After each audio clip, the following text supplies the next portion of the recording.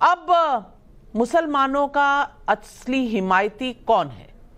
CPI की any राजा हैं, IUML है, एसडीपीआई है, कांग्रेस पार्टी है, राहुल गांधी है, कौन है? क्योंकि नोमानी साहब की चिट्ठी में जिक्र है असदुद्दीन ओवैसी साहब का कि वो अक्सर कहा करते हैं कि ये मुसलमान वोट के लिए मुस्लिम माइनॉरिटी की बातें करते हैं लेकिन हिस्सेदारी नहीं देते।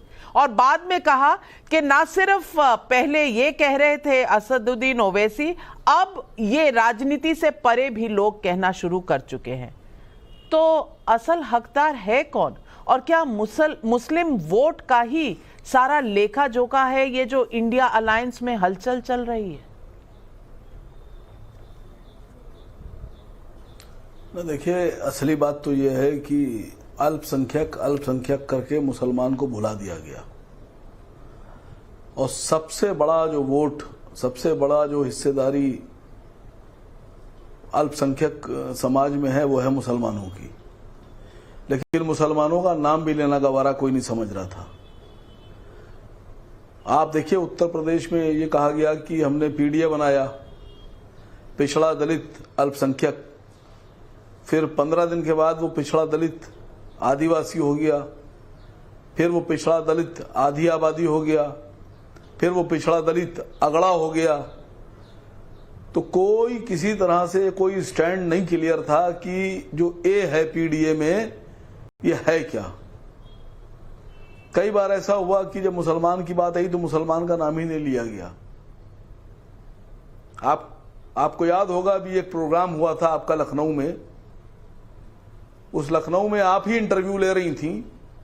उस इंटरव्यू में आपने एक सवाल पूछा था कि मुलायम सिंह यादव जी जब सक्रिय राजनीति में थे, जिंदा थे, तो वो कहते थे MY फैक्टर, यानी मुस्लिम यादव। तो आपको याद है क्या जवाब मिला था? महिला और यूथ। MY महिला यूथ हो गया मुस्लिम यादव से। याद होगा आपको, मैं भी उस प्रोग्राम में था आपकी। जी, हम लोगों ने उत्तर प्रदेश में ये जो भ्रम पैदा हो रहा था, ये जो एक का जो भ्रम था, इसको पैदा जो किया जा रहा था, उसमें हमने एक नया गठबंधन तैयार किया है, PDM, यानी पिछड़ा दलित मुस्लिम न्याय मोर्चा। इसमें सब कुछ क्लियर है, पिछड़ा भी क्लियर है, दलित भी क्लियर है और मुसलमान भी क्लियर है। जब लड़ाई मुसलमान की है और जब मुसलमान लड़ाई लड़ रहा है तो मुसलमान का जिक्र क्यों नहीं है? अब सवाल ये खड़ा होता है, अब लड़ाई एनडीए वर्सेस पीडीएम है, अब लड़ाई सरकार वर्सेस पीडीएम है। पर अखिलेश जी तो कहते हैं पीडीएम नकली ब्रांड है। अखिलेश जी कहते हैं पीडीएम नकली ब्रांड है।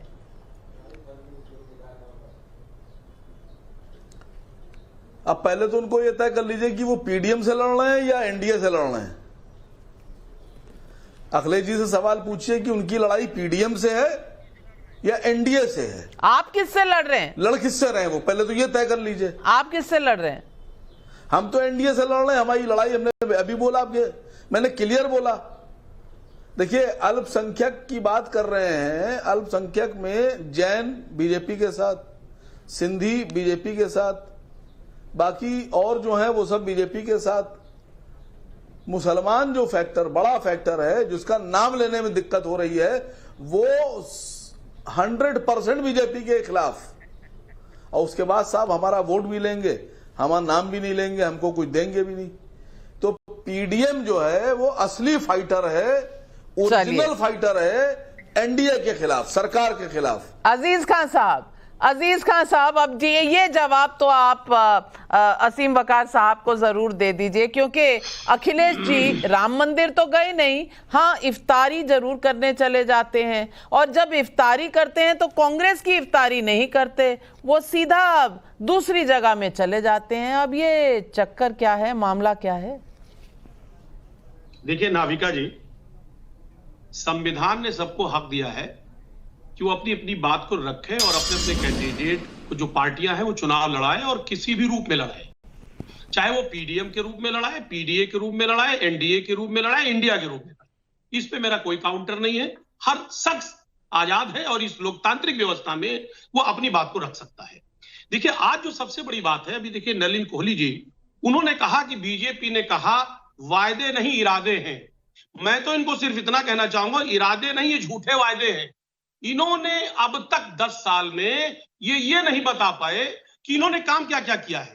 ये काम की बात नहीं करते, ये आज भी टेलीविजन से लेकर के बाहर ये सिर्फ हिंदू और मुसलमान की बात करते हैं। ये अपने अचीवमेंट को नहीं बता पा रहे हैं। ये वही लोग हैं जिन्होंने वादा किया था कि हवाई चप्पल वाला हवाई जहाज से चलेगा। आज साहब इस पे बात नहीं करना चाहते।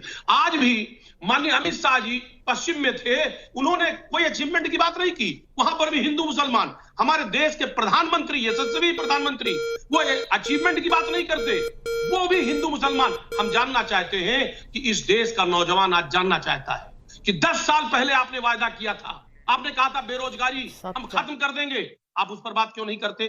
किसानों की बात क्यों नहीं करते? पिछली बार आपने वायदा किया था एमएसपी की गारंटी देने के लिए, आज तक आपने नहीं दिया। 750 किसान आत्महत्या कर लिया, किस तरह शहीद हो गया।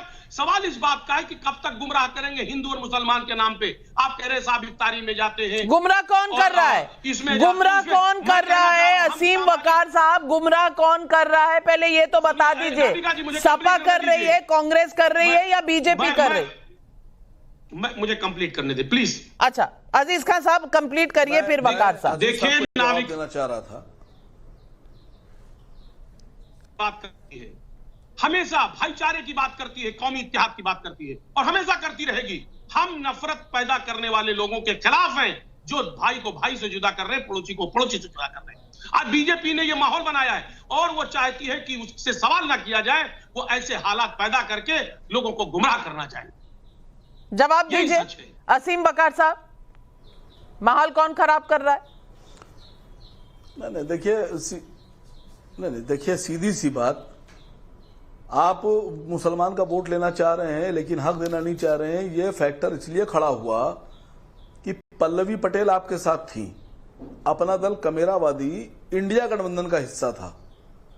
उन्होंने एक जायज सवाल उठाया था, जो मैंने उठाया था, कि जब राज्यसभा का चुनाव हुआ तो आपने पीडीए चिल्लाकर पीडीए रखा ही नहीं, ना उसमें माइनॉरिटी थी ना उसमें पिछड़ा था। जय सवाल उठाया भाई, पीडीए आपसे, जब आपका जो पीडीए है जब वो टूटा, इंडिया गठबंधन टूटा, पल्लवी पटेल को आपने हटाया है, आपकी वजह से निकली है वो। असद ओवैसी साहब की गलती नहीं है उसमें। दिक्कत तो ये भी है हर्षवर्धन त्रिपाठी जी, क्या दिक्कत ये नहीं है कि शिवपाल जी लड़ाई नहीं लड़ना चाहते लोकसभा की, अपने बेटे को खड़ा करना चाहते हैं? अखिलेश जी ढूंढ रहे हैं सीट, अब तक मिली नहीं कोई सेफ सीट। आज कन्नौज सब करने लगे, जब वो कन्नौज की तरफ गए लेकिन अनाउंसमेंट फिर भी नहीं आया।